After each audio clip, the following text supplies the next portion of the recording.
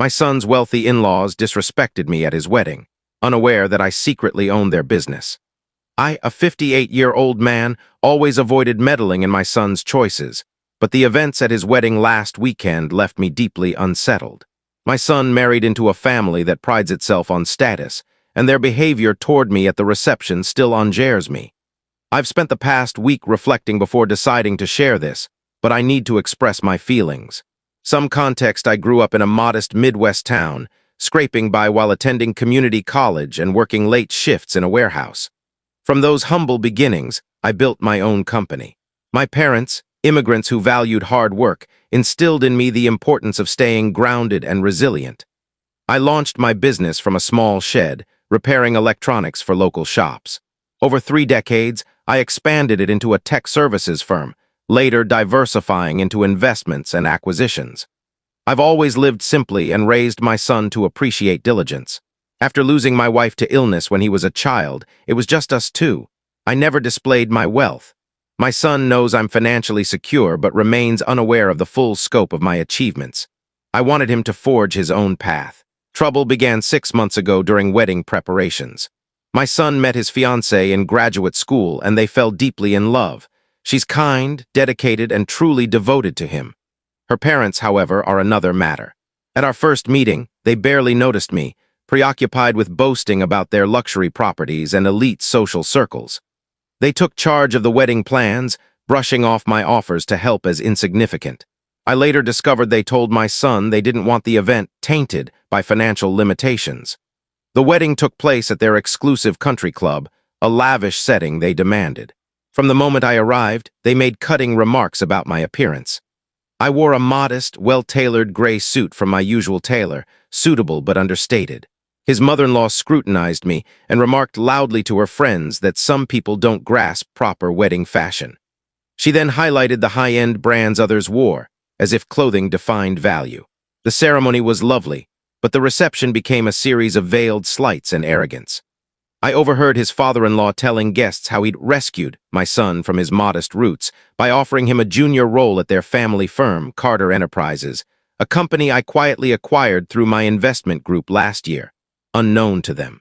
He boasted about how my son should be thankful for the chance, ignoring his advanced degree and prior professional experience. During the cocktail hour, they placed me at a distant table with obscure relatives, far from the main group. When I tried to join my son for photos, his mother-in-law suggested I wait until after the family-only shots. My son objected, but I assured him it was okay. I didn't want to cause a fuss. The tipping point came during the speeches. His mother-in-law made snide remarks about how their daughter would elevate my son's standing.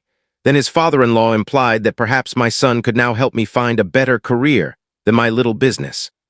Some guests chuckled awkwardly, while others seemed uncomfortable. I sat there, sipping my drink, contemplating how I could dismantle their company with one decision. The irony was almost amusing. Their business, Carter Enterprises, had been faltering for years due to mismanagement and failure to innovate. They're unaware that my investment group, which bought them out, is the only reason they haven't collapsed. What stung most wasn't their treatment of me. I've handled arrogance before. It was seeing them belittle the waitstaff and vendors with the same disdain. They griped about the wine's chill, the pacing of the meal, and even the table card arrangements. I noticed a young server nearly crying after his mother-in-law scolded her for a minor spill. Still, I stayed silent. This was my son's moment, and I wouldn't spoil it. I smiled, toasted the couple, and even thanked his in-laws for the splendid event. My son seemed joyful, though he gave me apologetic glances all evening. His fiancée, clearly embarrassed by her parents, kept trying to involve me in discussions and ensure my comfort. The next day, I received a group email from his in-laws to the wedding guests, sharing photos and making pointed remarks about the cultural gaps between our families. The images barely showed me, and the text included subtle jabs about embracing people from different backgrounds and how wealth isn't everything. That was my breaking point. I scheduled an urgent board meeting for Monday. As the primary shareholder, I had every right to attend. Their shock was palpable when I entered the boardroom in my usual work attire. His father-in-law spilled his coffee, staining his expensive suit. A small, satisfying moment. I didn't dismiss them or cause a scene. I introduced myself as the owner of their parent company and calmly outlined plans to reorganize leadership. Using their own patronizing tone, I noted that their roles would be assessed based on performance and merit. I presented data on their mismanagement over the past 5 years, highlighting declining profits and high staff turnover. Their faces paled as I displayed charts showing how close their company was to ruin before my acquisition. I explained how their esteemed business had been losing money due to outdated strategies and weak leadership. Their smugness vanished when I revealed the financial missteps they'd concealed from their board. They've been remarkably subdued since. My son called yesterday, chuckling in disbelief. His in-laws had a sudden change of heart and were eager to host a family dinner to connect with me. They offered to keep it low-key at their home, a stark contrast to their usual formal affairs. The fallout has been intriguing. Word spread within their company about my identity, and I've received numerous emails from employees detailing similar mistreatment. It seems their arrogance extended to those they deemed lesser. I haven't replied to their dinner invitation yet. Part of me wants to let them stew, but I'll likely accept for my son's sake. This time, I might wear my finest suit and casually mention my global business plans. I could also bring up the employee grievances I've received and suggest a leadership training program. The truth is, I never cared about their wealth or status. I just wanted them to treat others with dignity, regardless of perceived worth. Perhaps now they'll understand that lesson. Success isn't about possessions or appearances, it's about how you treat people on your journey.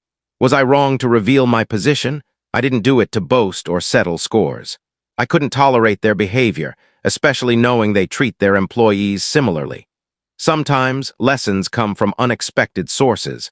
I didn't disclose anything during the wedding to preserve my son's day. I waited for a professional setting to address it. My son and his fiancée are good-hearted, free of her parents' arrogance. They've built their own life, and he earned his role through effort, not favoritism. To those wondering, yes, his in-laws still have their positions, for now. Their performance will be judged like anyone else's. This isn't about vengeance, it's about fostering a respectful workplace. I've already begun reforms to improve company culture and conditions. Regarding my son's reaction, he knew I was successful but not the full extent. We had a heartfelt talk after the truth emerged. He understood why I kept it quiet and agreed his in-laws needed a wake-up call. He's relieved they know now, though he wishes it hadn't taken this to humble them. We had the family dinner last night. His in-laws were surprisingly courteous. Perspective can work wonders. They apologized for their wedding behavior, though I suspect it's tied to job security rather than true regret. My son and his wife are glad we're getting along, though she's still embarrassed about her parents' actions. I told her to let it go. Past is past. Moving forward will be fine as long as respect remains non-negotiable. It's been a month since the events unfolded. The company is undergoing significant changes, including new training programs on workplace respect and ethical leadership. His in-laws are trying to adapt, though old habits linger.